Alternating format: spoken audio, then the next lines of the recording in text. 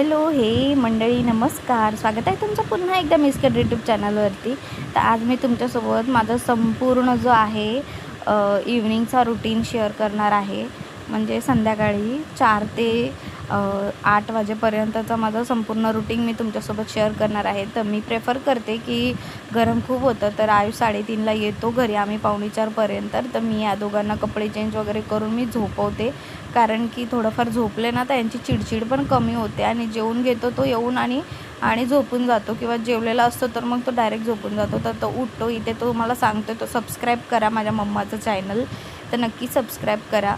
तर आता तो उठला इथे आणि तो आता चालला आहे दुकानामध्ये. त्याला व्यवस्थित समजवते असं असं आण. तर आपल्याला तर माहिती आहे, मम्मी जेव्हा मला सांगायची तेव्हा मी पाठांतर करत जायचे, आणि त्याच्याने खरं खूप आपलं स्किल होते, की आपल्याला अभ्यासात पण खूप मदत होते या गोष्टीमुळे, कारण की आपल्या आई आपल्याला शिकवते प्रत्येक गोष्ट. तर इथे जी तुम्हाला चपाती दिसते ती असं म्हणजे चपाती डब्बा मी घासायला घेऊन गेले आणि चपाती तिथेच ठेवली, तर तिथेच राहिली ती. आणि मी का आता ती वापरणार नाही, त्याच्यामुळे ती तिथेच आहे. सो इथे मी आता पहिलं तर चहा ठेवते. त्याला दूध वगैरे आणायला पाठवलं. तो म्हटला मम्मा मला चहा बिस्किट खायची आहे. तर मी इथे मस्तपैकी अद्रकची जे आहे चहा ठेवते. अद्रक आणि इलायची कुटून मस्तपैकी चहा होते. तुम्ही जर अमृतुल्यची चहा प्यायली आहे ना, त्याची टेस्ट लागते. जर तुम्ही असं कधी बनवायचं असेल ना, चहा मसाला वगैरे टाकायचा नसेल, कारण की त्याच्याने वेगळी चव असते. बट तुम्ही कधीतरी असं बघा, अगदी मीडियम असं अद्रक घ्या आणि त्याच्यामध्ये 3 इलायची टाका आणि व्यवस्थित कुटून घ्या. इलायची जी आहे ती चांगली कुटली पाहिजे, आणि जी चहाची चव लागते ना, एक नंबर. आणि मेन गोष्ट, चहाला मस्तपैकी उकड काढून घ्या. जी ब्लॅक टी असते ना ती चांगली शिजवायची, आणि नंतर दूध टाकल्याच्या नंतरसुद्धा व्यवस्थित शिजवून घ्या. काय लोक शिजलं म्हणजे चहासुद्धा शिजते, म्हणजे व्यवस्थित उकड काढून घ्यायची असते, तरच ते चहाला टेस्ट लागते, नाही तर पाण्याचा पचका लागतो.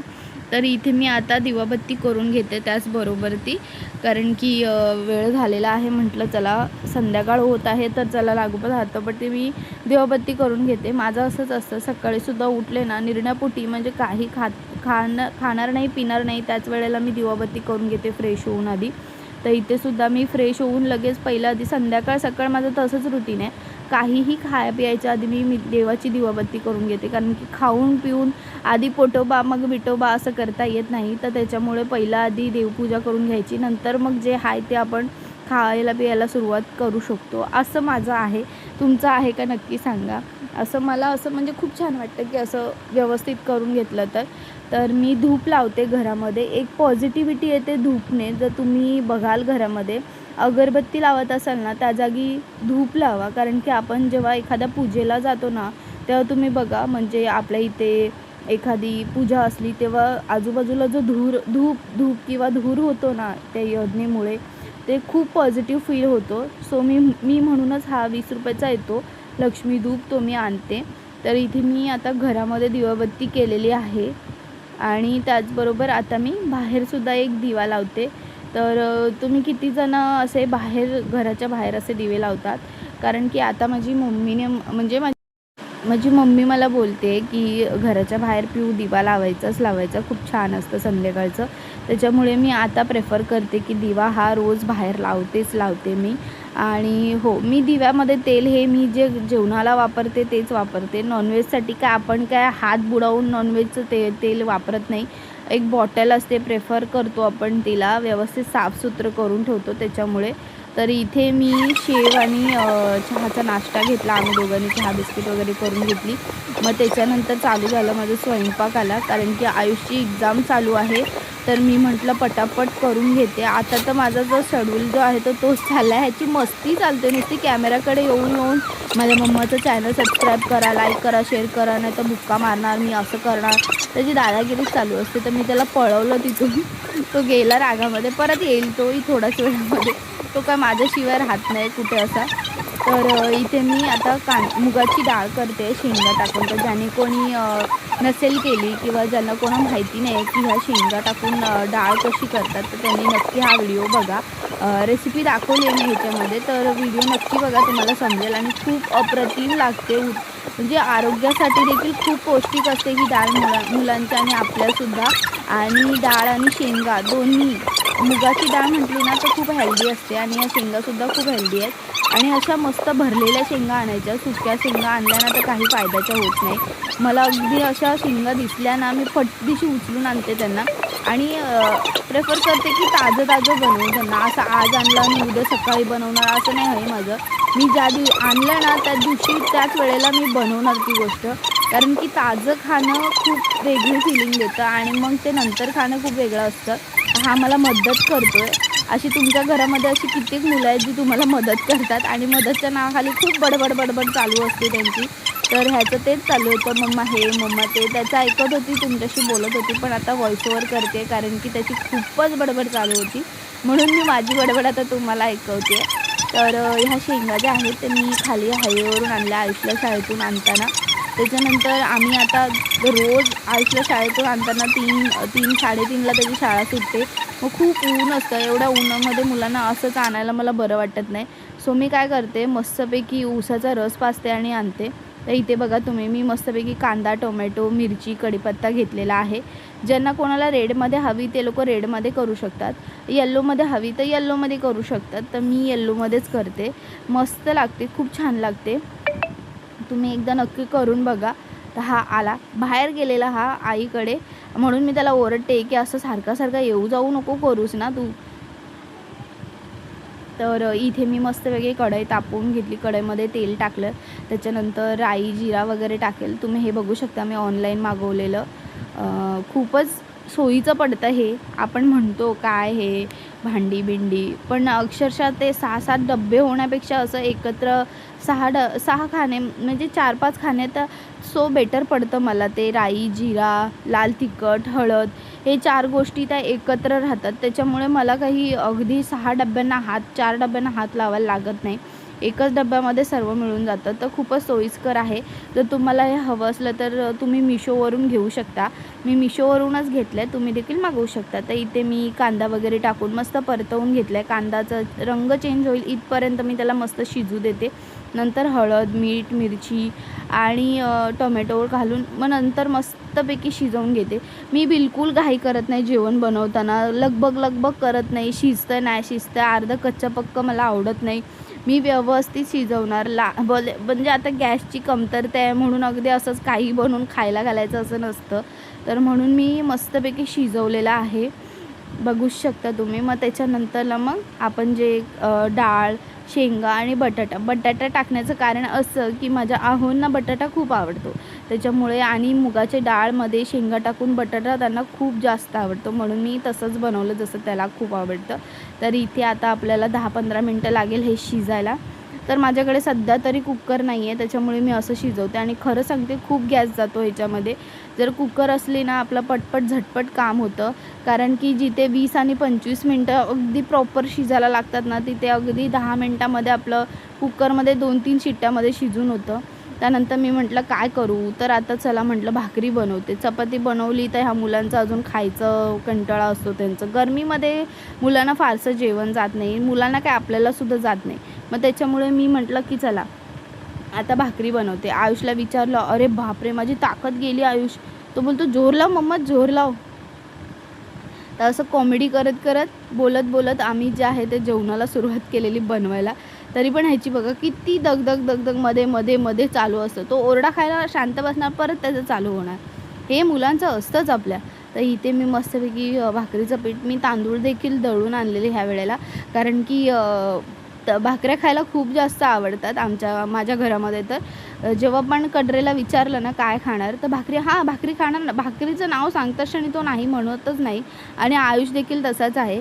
भाकरीचं नाव काढलं की आयुषच्या तोंडातून हां मम्मा चालेल मम्मा, ठीक आहे मम्मा. म्हणजे भाकरी म्हटलं की विषयच संपला त्या लोकांचा. भाकऱ्या हव्याच त्यांना. तर मी इथे मस्तपैकी भाकरीचं पीठ असं मळून घेते. तर पहिलं तर मला भाकऱ्या जमायच्या नाही, पण ऑब्व्हियसली मी कोकणी आहे त्याच्यामुळे शिकायला काय आपला फारसा वेळ लागत नाही. तर माझ्या मम्मीला बघून आजीला बघून मी भाकरी मळायला वगैरे शिकले. पण इकडे आल्याच्यानंतर बघते तर वेगळी भाकरी होती. म्हणजे आपल्या इथे तांदळाची भाकर आणि ह्यांच्या इथे ह्याची नाच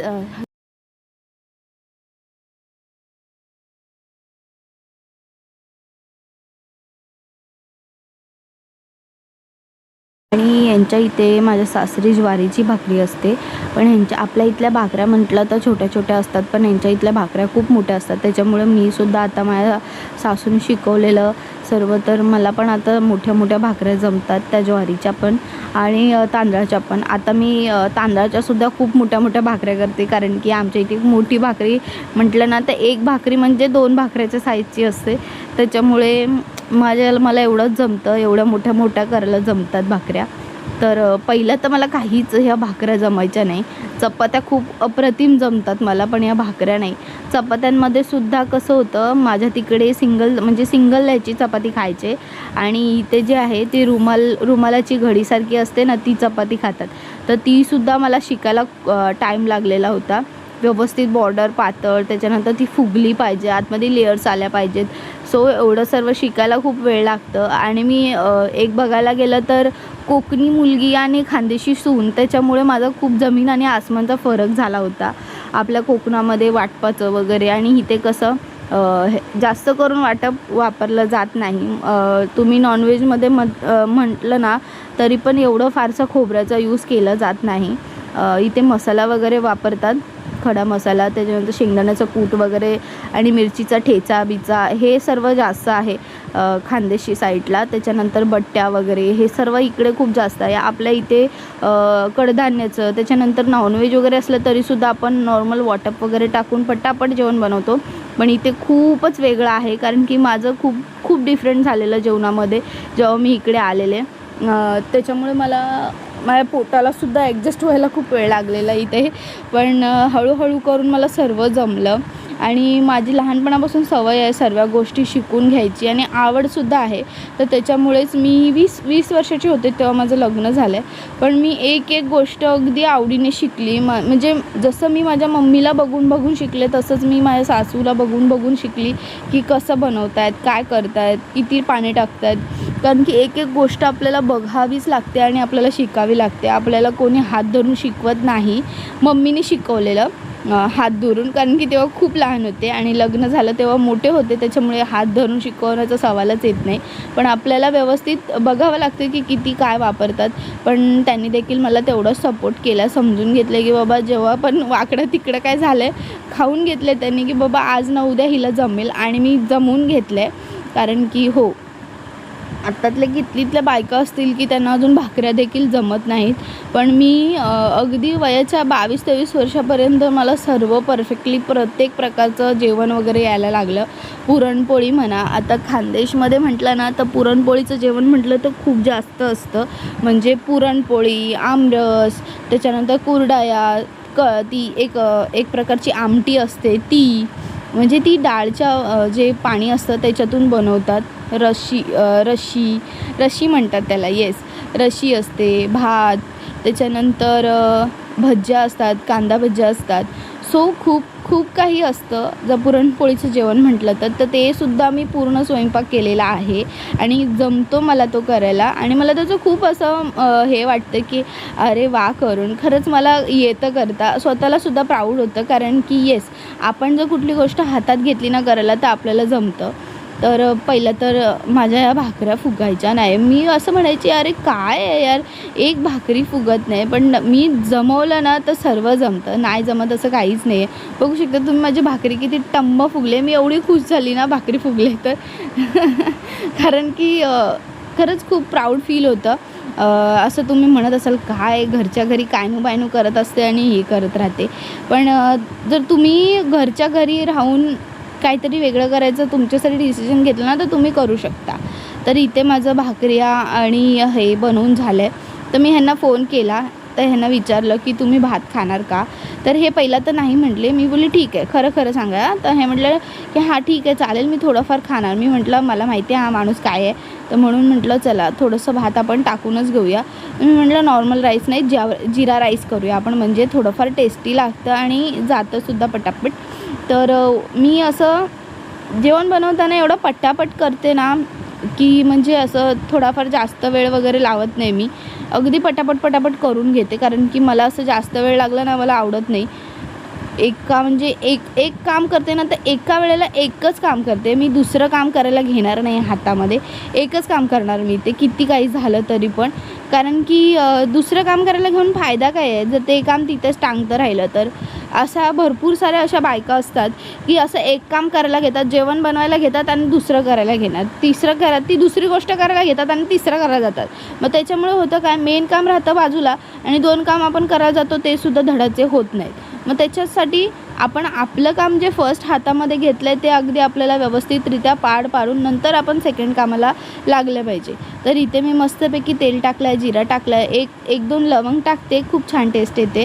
आणि मीठ टाकलं आहे आणि त्याच्यानंतर हा जो माझा राईस आहे तो टाकलेला आहे. हा मी इथे बिर्याणी राईस वापरला आहे, कारण की थोडासा पाहिजे त्याच्यामुळे मी म्हटलं बिर्याणी राईस बनवूया, म्हणजे अजून थोडंसं स्वादिष्ट बनेल जेवण. तर इथे माझं संपूर्ण स्वयंपाक झालेला आहे.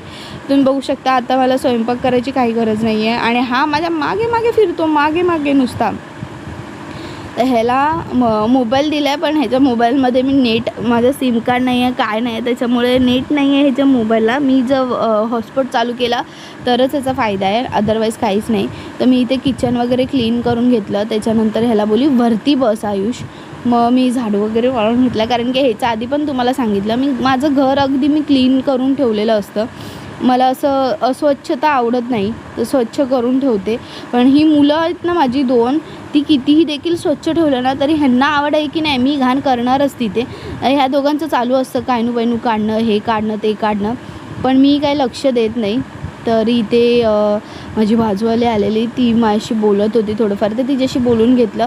आणि नंतरला मी म्हटलं की हां दीक्षासाठी ती विचारत होती की दीक्षा कुठे आहे वगैरे, तर तिला म्हटलं दीक्षा नाही आहे करून, दीक्षा तिकडे गेली आहे तिच्या आईबाबांकडे. सो इथे मी व्यवस्थित करून घेतलं सर्व. त्याच्यानंतर दरवाजा लावून घेतला. गरम काय झालं नाही, कारण की दरवाजा ओपन ठेवल्यामुळे गरम होत नाही. तर आत्ता माझा रुटीन, आता अजून एक बघा, म्हणजे बाई माणसाला उगाच म्हणत नाही, भरपूर सारे गुण असतात बाईमध्ये. तर स्वयंपाक झालं, देवपूजा झाली, घराच्या नीटनेटकेपणा झाला, त्याच्यानंतर आता मुलाचा अभ्यास घ्यायचा. हो, त्याची एक्झाम चालू आहे, तर त्याचं बोलतात ना, एकदा पेपर पॅटर्न दिलेला आहे, सो त्याचं रिव्हिजन घेत असते मी. जाता जाता 2दा तरी घेते मी त्याचं रिव्हिजन. त्याला क्वेश्चन्स व्यवस्थित समजावून सांगते. मग त्याच्यानंतर मी त्याला व्यवस्थित अगदी पेपर सॉल्व करायला सांगते त्याच्या रीतीने. नंतर त्याला चुकलं असेल तर व्यवस्थित अजून एकदा समजावते. मग तो 3rd टाईम व्यवस्थित करून घेतो. तर म्हणजे मुलाला मी अजून माझ्या क्लासला टाकलं नाही. बहुतेक मुलं ह्याच्या वयाची क्लासला जातात, ह्याच्या क्लासमध्ये आहेत, ते सुद्धा शाळेमध्ये आहेत, ते सुद्धा सर्वच जण क्लासला जातात. पण मी अजून माझ्या मुलाला क्लासला टाकलेलं नाही. त्याचं कारण आहे, कारण की मला असं वाटतं की ह्या वयामध्ये, एवढ्याशा वयामध्ये क्लासला जाण्याची काय गरज आहे. आपण एवढं कशासाठी शिकलो आहे, तर आपण आपल्या मुलाचा अभ्यास नाही घेतला तर आपला शिक्षणाचा काय फायदा.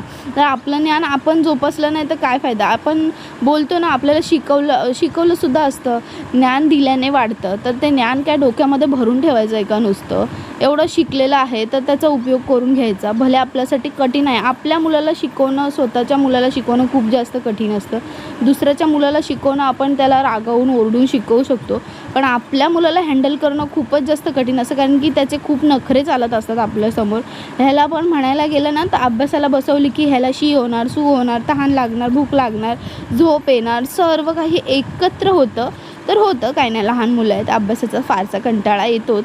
तर म्हणून मी ह्याच्या डोक्यावर आहे ना बर्डन ठेवत नाही. आता हा ज्युनियर KGला आहे आणि ह्याला जे आहे स्पेलिंग लिहायला आहेत मॅथ्सच्या पेपरमध्ये 18, 20, 13ची स्पेलिंग लिहायला आहे. सो मला खूप आश्चर्य वाटतं की आम्ही ह्या वयामध्ये फक्त आई शिकलो आहे, आईचा, बदकातला एवढंच शिकलो आहे, आणि ह्या मुलांना आत्ताच्या पिरियडला डायरेक्ट स्पेलिंग लिहायला देतात. म्हणजे किती या मुलांच्या डोक्यालाच प्रेशर आहे यार.